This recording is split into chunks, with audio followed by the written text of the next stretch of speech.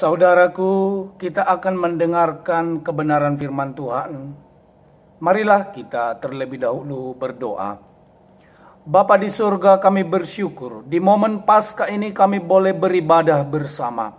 Dan saat ini Tuhan Yesus, kami mau diberkati dengan kebenaran firman-Mu yang akan menuntun kami, memimpin kami berjalan di dalam kehendak dan kebenaran-Mu Tuhan. Sehingga hidup kami menjadi hidup yang memuliakan Tuhan. Hidup yang menjadi berkat bagi orang lain. Sehingga kami Tuhan penuh dengan kebahagiaan di kesempatan hidup kami yang sangat singkat 70 sampai 80 tahun ini. Terima kasih Bapa, berfirmanlah, ini hidup kami, ini hati kami, ini pikiran kami, dan telinga kami sendengkan kepadamu. Dalam nama Tuhan Yesus Kristus, haleluya. Kita bersama-sama berkata, amin. Shalom saudaraku, saya Pendeta Andreas Sinaga mengucapkan selamat Hari Paskah terlebih dahulu untuk saudara sekalian, terkhusus saudara-saudara yang ada di PAUK NPU Kalimantan Timur.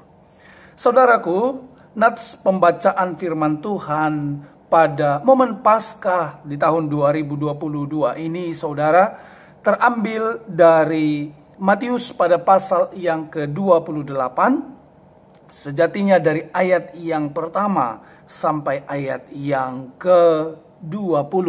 Tetapi saya akan membacakan ayat yang ke-16 sampai ayat yang ke-20 saja. Saudara, demikian firman Tuhan. Perintah untuk memberitakan Injil.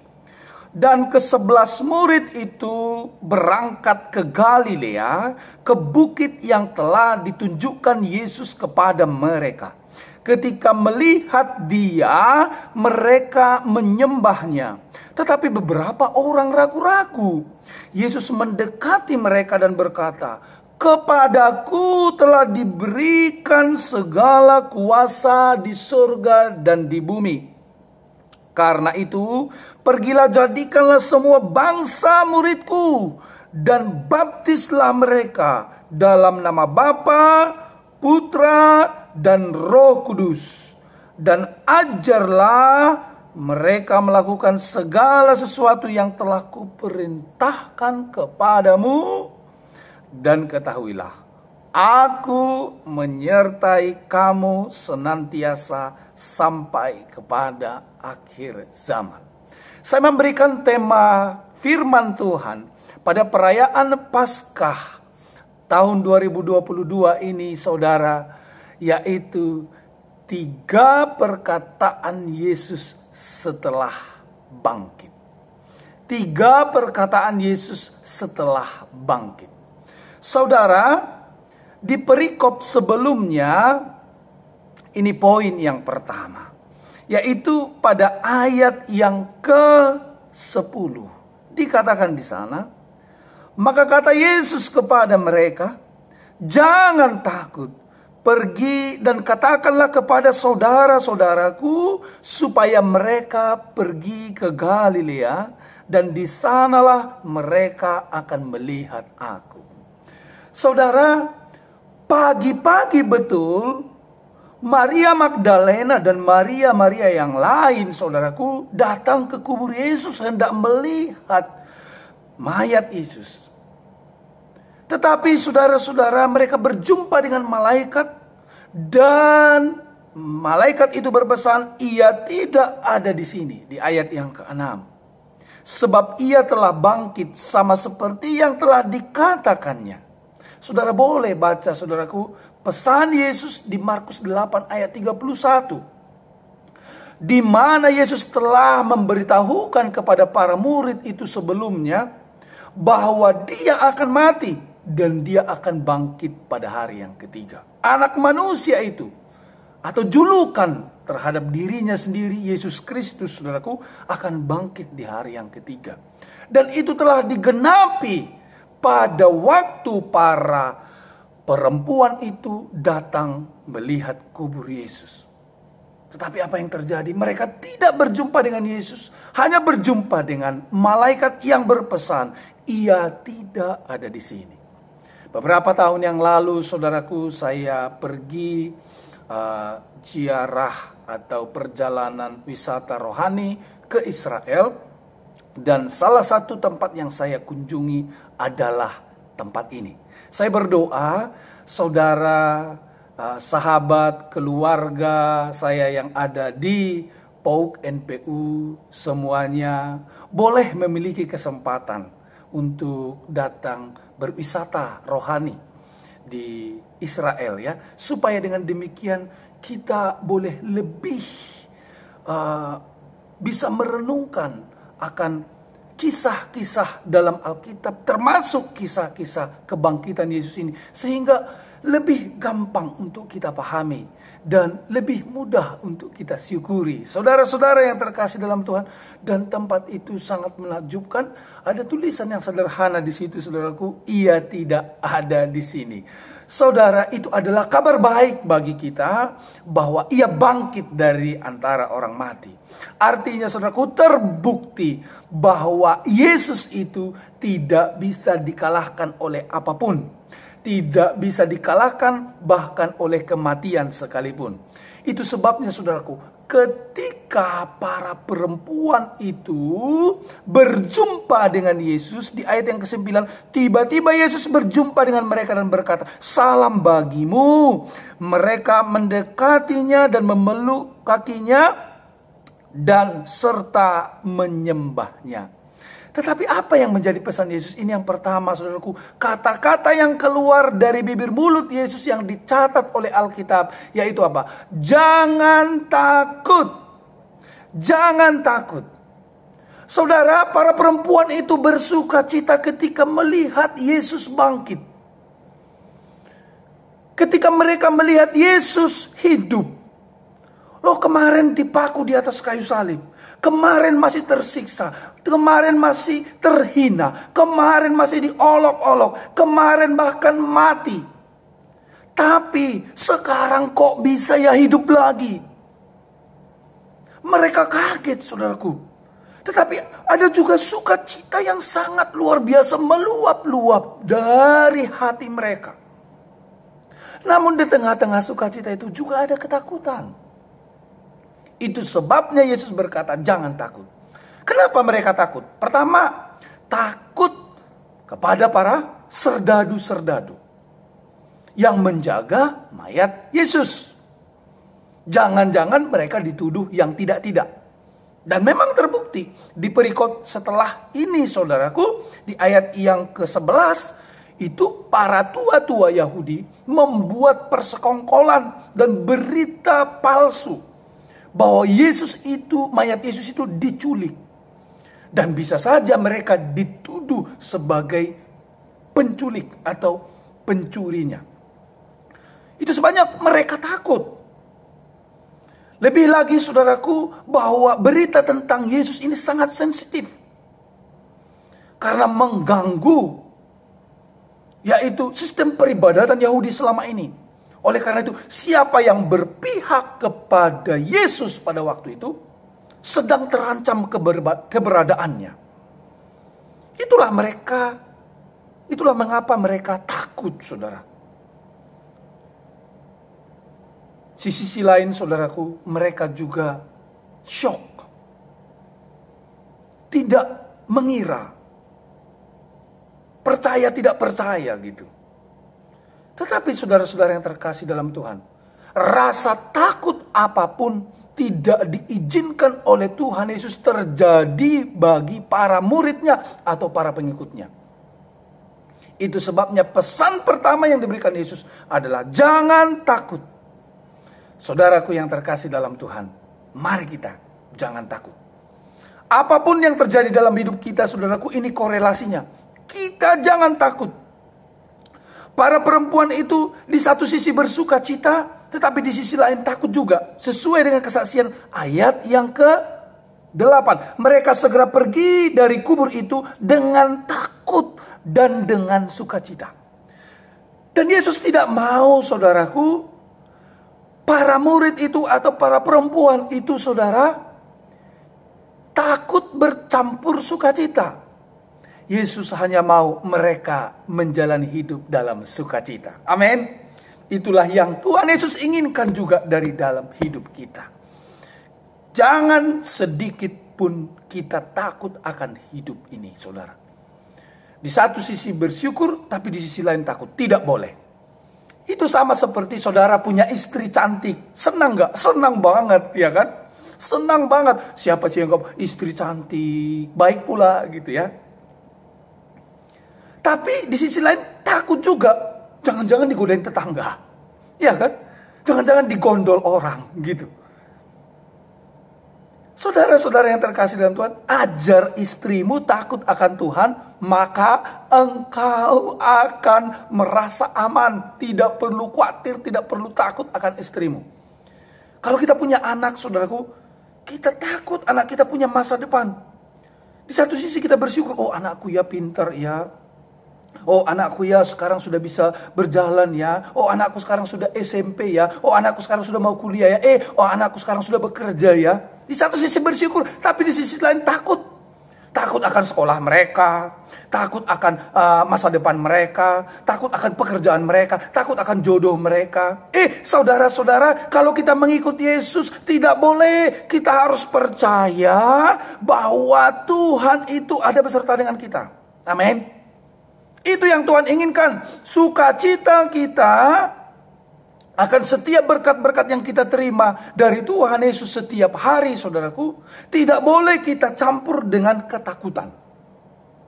Ya, tidak boleh kita campur dengan ketakutan. Dan saya belajar akan hal ini seumur hidup saya. Ketika saya, saudaraku, punya kesempatan untuk mendonorkan hati kepada anak saya.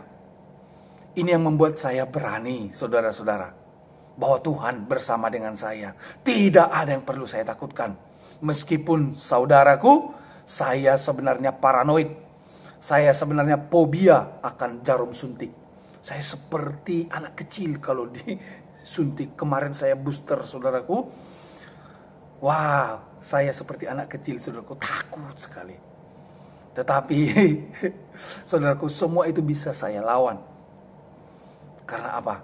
Karena saya tahu Tuhan bersama dengan saya. Sehingga saya berhasil mendonorkan hati saya kepada anak saya. Jangan takut. Itu pesan yang pertama untuk saudaraku, sahabat, jemaat Tuhan yang ada di PAUK NPU. Yang kedua, di sana dikatakan, ternyata ada orang-orang yang meragukan Tuhan Yesus. Ini benar gak ya?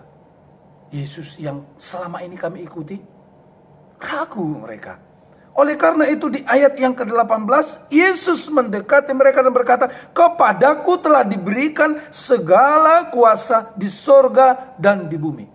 Jadi Yesus itu maha kuasa atas segalanya, atas sorga dan bumi, atas semua jagat raya bersama dengan isinya, bersama dengan segala yang ada di dalamnya, termasuk saudara dan saya, tubuh, jiwa dan roh kita, saudaraku.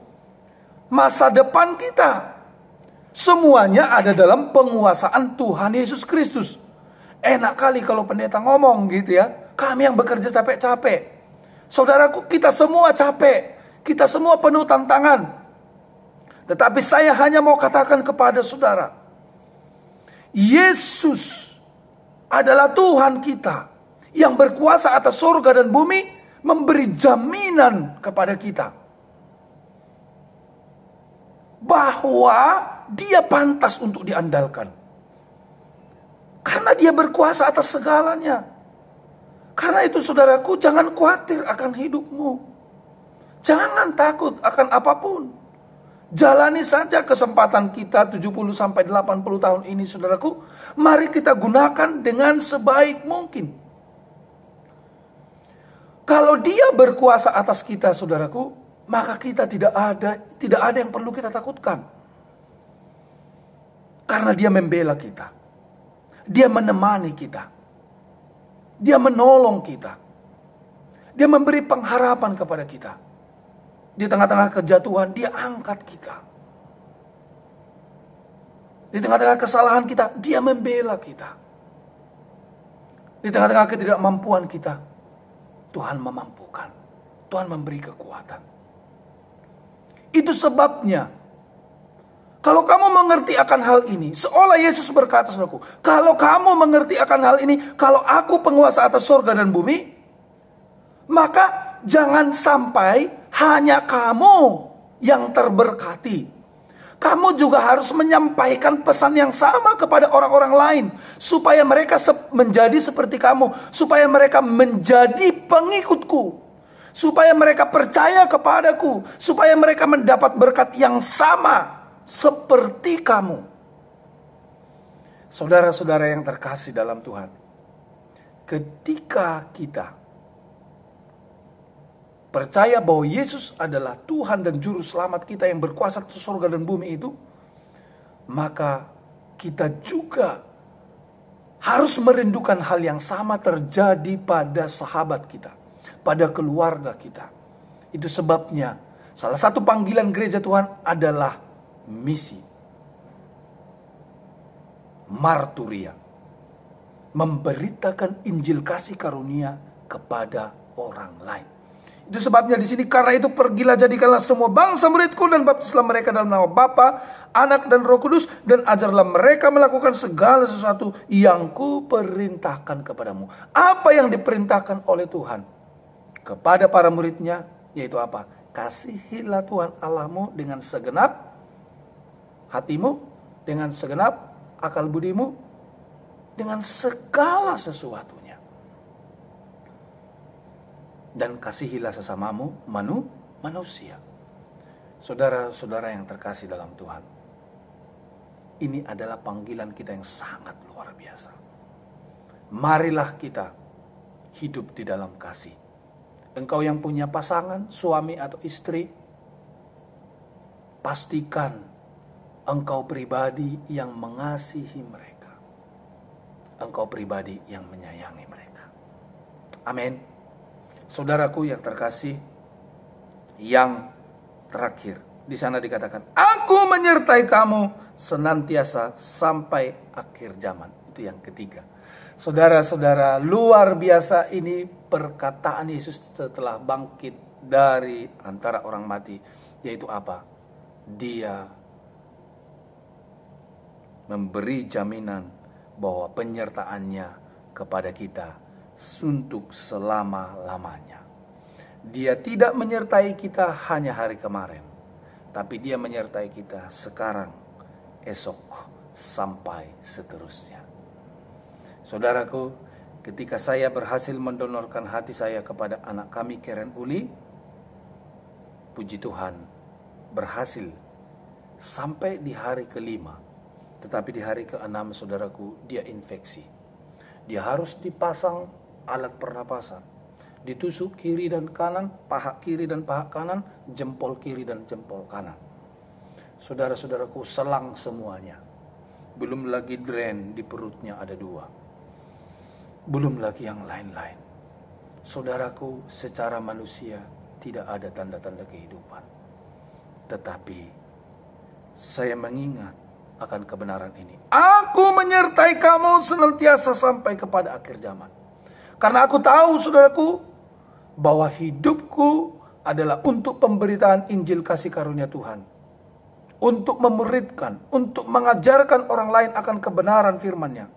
Maka penyertaan itu juga adalah hak saya. Lalu mungkin saudara bertanya, loh, kami ini kan bukan pendeta seperti Anda. Dengar baik, saudaraku. Jikalau hidupmu menjadi surat yang terbuka, yang bisa dibaca oleh orang lain,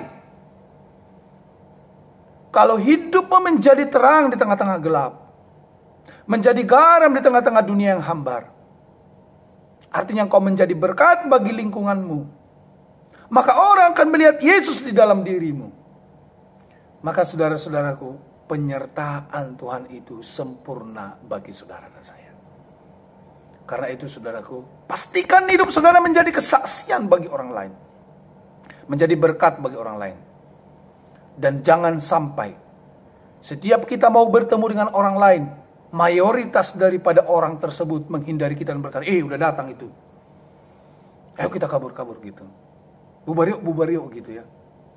Kalau satu orang berkata demikian kepada saudara dari antara sekian banyak, tidak masalah. Karena tidak semua orang akan mencintai kita, meskipun sebaik apapun yang kita perbuat. Tetapi kalau mayoritas orang-orang di sekitar kita bersikap hal demikian kepada kita, saudaraku, maka kita harus merenungkan ada yang salah dengan diri kita. Di masa Paskah ini, saya berkata kepada saudara, jadilah saksi-saksi Kristus. Tuhan akan menolong engkau. Tuhan akan menyertai engkau. Saudara-saudara, menjadi saksi Kristus itu tidak mudah. Kita harus berbeda. Kita harus menjadi lawan arus. Nah, ketika kita lawan arus itulah orang lain akan bersinggungan dengan kita. Tetapi saya hanya mau berkata kepada saudara, disitulah penyertaan Tuhan akan nyata bagi saudara. Amin, saudaraku. Tuhan memberkati kita. Saudaraku, sahabat, keluarga besar PAUK NPU Kalimantan Timur. Tuhan Yesus memberkati kita sekalian. Haleluya. Saudaraku yang terkasih, saya akan memimpin kita di dalam doa, yaitu doa syafaat. Haleluya. Mari kita bangkit berdiri, saudara-saudara. Kita bangkit berdiri. Kita akan berdoa.